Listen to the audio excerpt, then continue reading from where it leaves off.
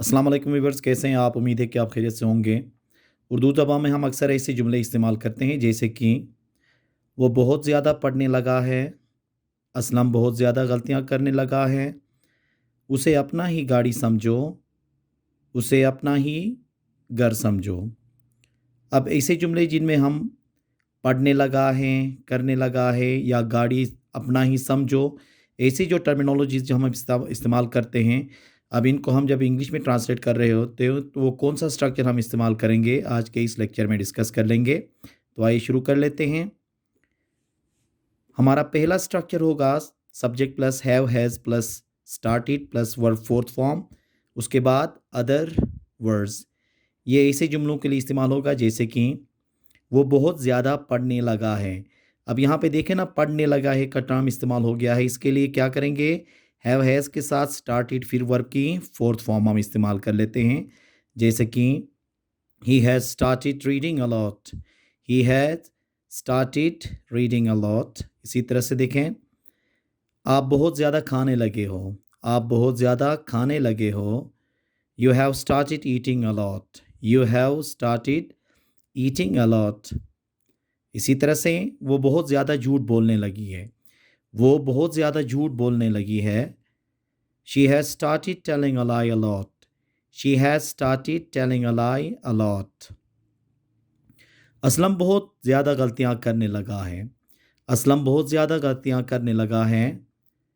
Aslam has started making mistakes a lot, Aslam has started making mistakes a lot. अब ऐसे जुमले जिनमें हम करने लगा है, खाने लगा है, मतलब कोई भी काम करने लगा है का जो ट्रांसलेट करना होता है उसमें हम हैव और हैज़ उसके बाद स्टार्टेड के बाद वर्ब की फोर्थ फॉर्म इस्तेमाल करते हैं। ये था हमारा पहला स्ट्रक्चर। दूसरा हमारा स्ट्रक्चर है थिंक ऑफ के बाद हम ऑब्जेक्टिव प्रोनाउन, फिर उसके बाद एज यूर ओन, फिर प्लस नाउन। ये हम उस वक्त इस्तेमाल करते हैं जैसे कि उसे अपना ही गाड़ी समझो या इसे अपना ही गाड़ी समझो, मतलब अपना ही समझो का जो टर्म इस्तेमाल करते हैं हम उर्दू में, ऐसे जुमलों को ट्रांसलेट करने के लिए ये स्ट्रक्चर इस्तेमाल होता है। जैसे कि इसका ट्रांसलेशन होगा think of it as your own car, think of it as your own car. इसी तरह से देखें, इसे अपना ही भाई समझो, इसे अपना ही भाई समझो, think of him as your own brother, think of him as your own brother. उसे अपना ही मोबाइल समझो या इसे अपना ही मोबाइल समझो, think of it as your own mobile, think of it as your own mobile.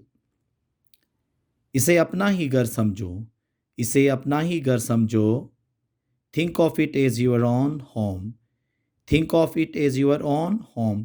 तो हम ये अपना ही समझो, मतलब कोई भी चीज़ हम जब कहते हैं कि ये अपना ही समझो, उसके लिए हम ये स्ट्रक्चर इस्तेमाल करते हैं जिसमें हम थिंक ऑफ, फिर उसके बाद ऑब्जेक्टिव प्रोनाउन, फिर आगे एज यूर ओन, फिर उसके बाद आपने नाउन का इस्तेमाल करना पड़ता है। तो ऐसे स्ट्रक्चर्स हम ज़िंदगी में आसानी से उर्दू से इंग्लिश ट्रांसलेट करने के लिए इस्तेमाल कर सकते हैं। इनकी प्रैक्टिस आप कर लें ताकि आपकी इंग्लिश बेहतर हो। उम्मीद है कि आज का ये लेक्चर आपको पसंद आया होगा। Thank you very much.